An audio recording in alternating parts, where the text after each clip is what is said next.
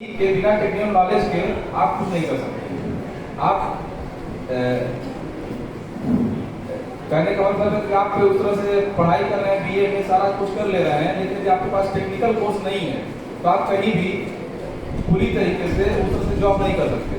यदि आपके पास तकनीकी शिक्षा है तो आप कहीं भी रह करके कुछ भी कर सकते हैं, भूखे नहीं रह सकते। और शिक्षा का मतलब ऐसा नहीं होता कि मतलब हम लोग नौकरी पाने के लिए ही करें। यदि हर व्यक्ति नौकरी पा जाएगा तो अन्य कार्य कौन करेगा? जो तकनीकी शिक्षा है उसका मतलब यह है कि नौकरी जिसको करना वो करे, तकनीक के माध्यम से भी आप रोजगार सृजित कर सकते हैं। जिससे हमारी सरकार का उद्देश्य है कि स्वरोजगार बनिए।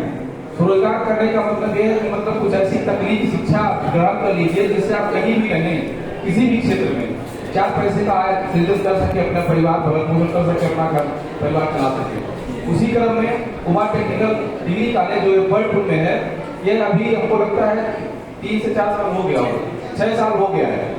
6 साल के पहले इसी क्षेत्र के लोग इसी कोर्सेज के लिए उनको मुख्यालय जाना पड़ता था, यहाँ से 10 किलोमीटर दूर। उसके लिए उनका टाइम वेस्ट होता था, पैसा भी लगता था, किराया भी लगता था। यानी सबसे प्लस पॉइंट होती है समय की बचत। वह सुविधा जो हमारे बर्डपुर में हो गई सुधीर जी के माध्यम से, तो यहाँ के लोगों को एक सुनहरा अवसर मिला। उनको नौगढ़ ना जा करके बर्डपुर में वो सुविधा मिलने लगी, तो इससे उनका समय बचत होने लगा, प्लस जो टैक्सी का किराया था वो भी बचत होने लगा। और उसी फीस में आपको शिक्षा बर्डपुर में मिल रही है। जब बर्डपुर में शिक्षा मिल रही है तो नौगढ़ जाने जगह क्यों जाएंगे?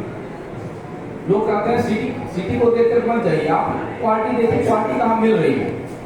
इसी तरीके से Uma technical degree college Birdpur जैसे पिछड़े क्षेत्र में ओपन करके आपने यहाँ के युवाओं को रोजगार सृजन करने का काम किया है। आपको बता दें कि हम मीडिया से संबंधित है, किसी भी क्षेत्र में हम जाते हैं तो आप कोई ना कोई बंदा नहीं जाता है जो कहता है Uma technical degree college Birdpur से हमने शिक्षा ग्रहण किया है। आपको बता दें सिद्धार्थ विश्वविद्यालय है, सिद्धार्थ विश्वविद्यालय में आपके कई छात्र जॉब कर रहे हैं, वो कहीं ना कहीं आपकी टेक्निकल शिक्षा की देन है। तकनीकी शिक्षा की देन है कि सिद्धार्थ विश्वविद्यालय जैसे कुछ संस्था में कार्य कर रहे हैं। इसी तरीके से किसी भी क्षेत्र में तकनीकी ऐसी चीज है कि आपको कहीं भी पीछे नहीं रह सकते, तो हमेशा आपको आगे बढ़ाने का कार्य करेगी। इसके साथ साथ आप लोग को शिक्षा के साथ साथ सामाजिक ज्ञान भी होना चाहिए। बहुत सी जगह क्या होता है कि लोग शिक्षा ग्रहण करते करते गलत रास्ते पे चले जाते हैं, उस रास्ते से आपको बचना है। बहुत से लोग इस एज में क्या होते हैं कि जो उम्र कम होती है उसमें आपका दिमाग उतना अच्छा से काम नहीं करता। बहुत से लोग आपको बाला फुला कर गलत रास्ते पे ले जाते हैं, शिक्षा से भटका देते हैं, शिक्षा में आपका मन नहीं लगता, आप दूसरी तरफ आकर्षित होने लगते हैं। तो ऐसे लोग ऐसे माहौल में जाने से बचिए। आपको बता दें इसके अलावा मैं ह्यूमन ट्रैफिकिंग रोकने का काम करता हूँ। उसमें क्या होता है कि जो कम एज के बच्चे होते हैं, जो नाबालिग होते हैं, उनको आप किसी तरीके से बाला फुसला सकते हो, किसी भी रास्ते पे मोटिवेट हो सकते हैं। ऐसे लोगों को रोकने के लिए हम लोग लगातार काम करते हैं। कहना नहीं चाहिए, डेली 1-2 केस ऐसे होते हैं कि वो नाबालिग होते हैं, उनको बाला फुसला करके घुमाने के माध्यम से या किसी के माध्यम से ले जाते हैं, उनको कई केसेस के माध्यम से उनको मोटिवेट करते हैं, उनको हम लोग रोकने का काम करते हैं। इससे भी आप लोग बचिए, यह भी एक जागरूक करने का कार्य है। जब आप जागरूक कर रहे हैं, किसी गलत संगत में नहीं फंसेंगे, गलत रास्ते पर नहीं जा पाएंगे। आपको बता दें कि इसी एज में बच्चियों को खासकर बता रहे हैं कि 18 साल से भी आप कम हैं तो आप किसी के बहकावे में या आमतौर पे कहते हैं कि लोग प्यार के चक्कर में, ऐसा नहीं है।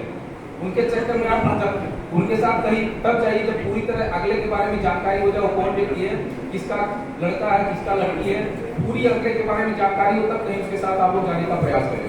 अन्यथा मान के चलिए कि लड़का तो जेल जाएगा ही जाएगा, बच्चियों को भी जो है नारी निकेतन भेजा जाता है। तो इस तरह से आप लोगों को एक अवेयर कर रहे हैं कि मतलब जागरूक होइए, किसी के बहलावे में, किसी के बहकावे में मत जाइए। इस तरह से केसेस बहुत हो रहे हैं। वर्तमान में इसकी बहुत गंभीर स्थिति है। यह विश्व स्तर का 3रा सर्वाधिक सबसे बड़ा अपराध है।